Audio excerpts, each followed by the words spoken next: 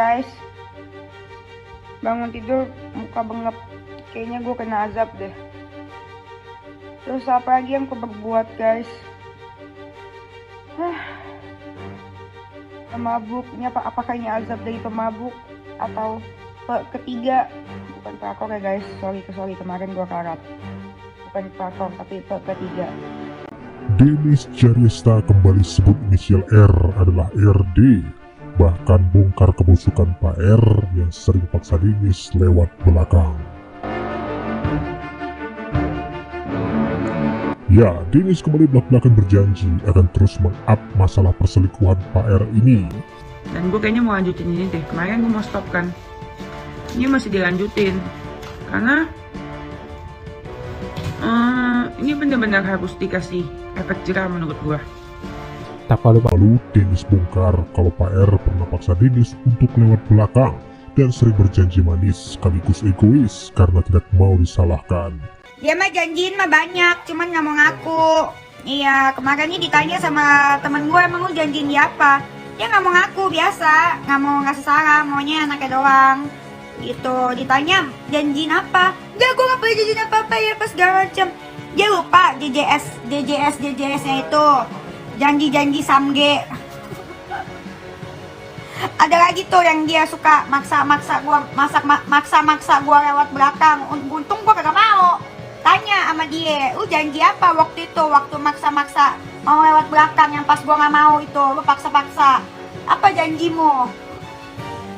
Tapi Dennis mengaku waktu itu terlalu bodoh sampai bisa jatuh cinta sama suami orang. Nah, kali ini kali kedua Dennis menegaskan dalam videonya kalau R itu adalah RD. Sudah tidak mau lagi sama hati orang. Dan R itu siapa?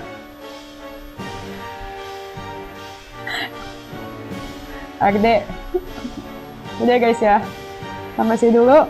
Untuk JK, gue minta maaf. Apakah Dennis juga membongkar kalau dia dulu sebenarnya sudah hampir ketahuan sama istri Pak R dan mau aja dibego-begoin sama Pak R ini. Pernah suatu waktu Dennis hampir ketahuan istri Pak R. Pada saat itu R dan Dennis lagi makan di restoran dan di satu meja. Dan istri Pak R ini mau jemput Pak R di restoran. Ternyata jemputnya itu turun ke mobil dan nyamperin Pak R. Nah, Pak R itu melihat istrinya dari kejauhan. Cepat-cepat Pak R suruh Dennis pergi dan mereka pisah meja. Padahal sebelumnya Dennis dan Pak R ini satu meja.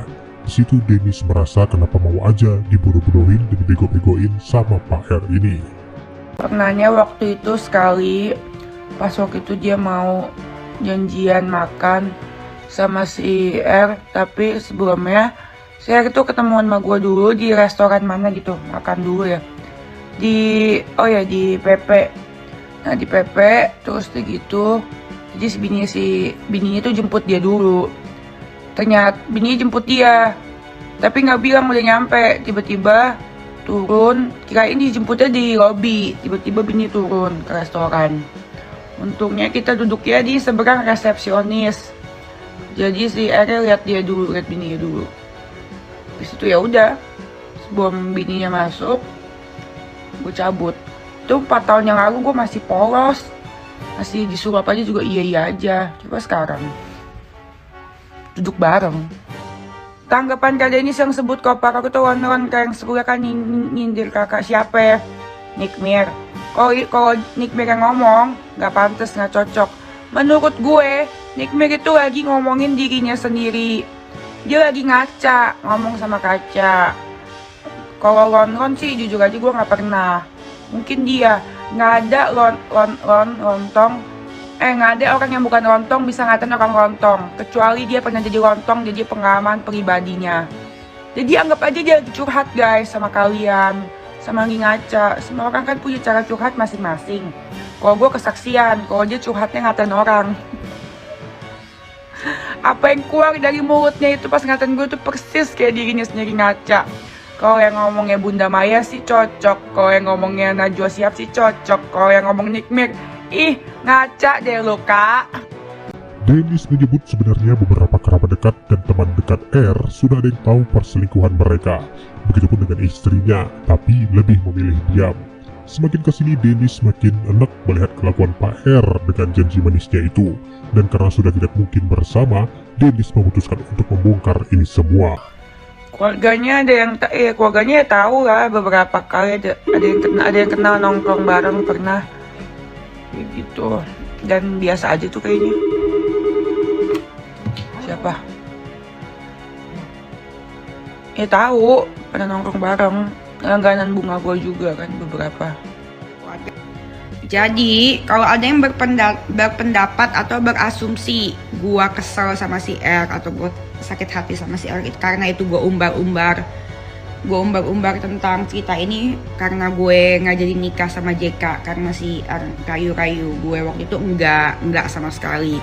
Ini bukan masalah dendam, karena gue udah gak dendam lagi, karena gue udah gak benci lagi. Karena gue akuin kok bukannya dendam benci, malah masih sayang kok, gue akuin. Tapi gue udah gak mau lagi, itu udah fix. Itu sudah gue berjanji sama diri gue sendiri dan Tuhan dan emak gue.